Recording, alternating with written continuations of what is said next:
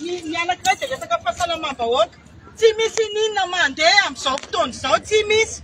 Ary zavatra tokony ho fantatro filoham-pirenena dia izao, ireo zanaka GZ ireo, inona ny herin'ireo?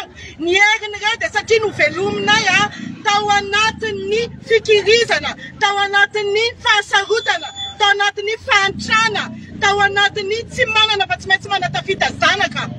Ny filoham-pirenena sy ny forongony teo dia nanino? Nanatanteraka ny nofiny izy. Tanteraka daholo ny nofiny izay tiany rehetra.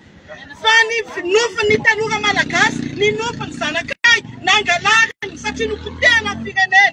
Nalaina daholo tsy azo alaina eto amin'ity firenena ity. Nanomboka bois de rose, avoaka volamena rehefa tia lavoaka, avoaka ny vatosoa rehefa tia lavoaka. Izay tian'izy ireo dia natao daholo namidiny ho anazy sy ny taranany. Fa Madagasikara dia ho an'ny taranakay, Madagasikara dia ho an'ny taranaka malagasy, tsy olo-tokana. Ary inona tsy atokisana anazy? Nasorony gouvernement, eny tompoko nasorona ny gouvernement. Gouvernement efa tsy niasa raha teo moa fa ianao no mibaiko azy izay tianao atao. Fa ny mbola manaraka an'izay dia izao, tsy matoky anao izay tompoko, anendy!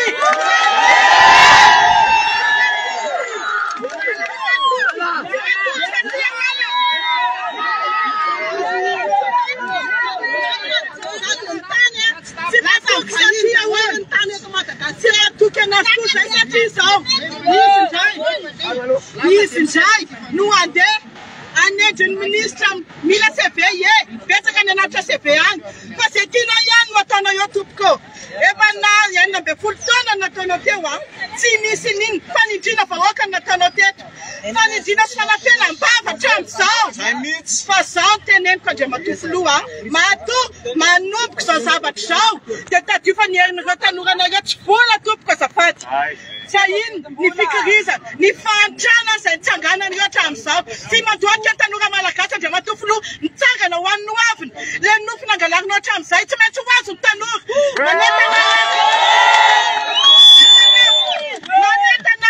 Manentana ireo ray aman-dreny raha natsapa ianao mifomarana manisa vola anaty poketra ho atao firy tsy misy.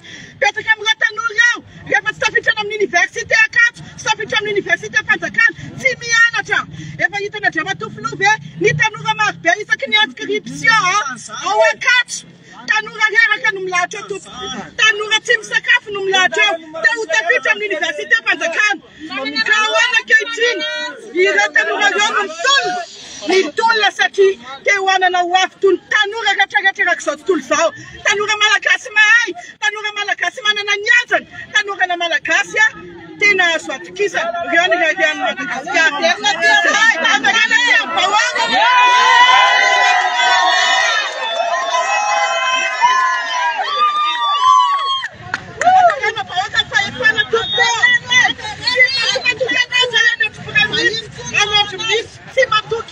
Sim,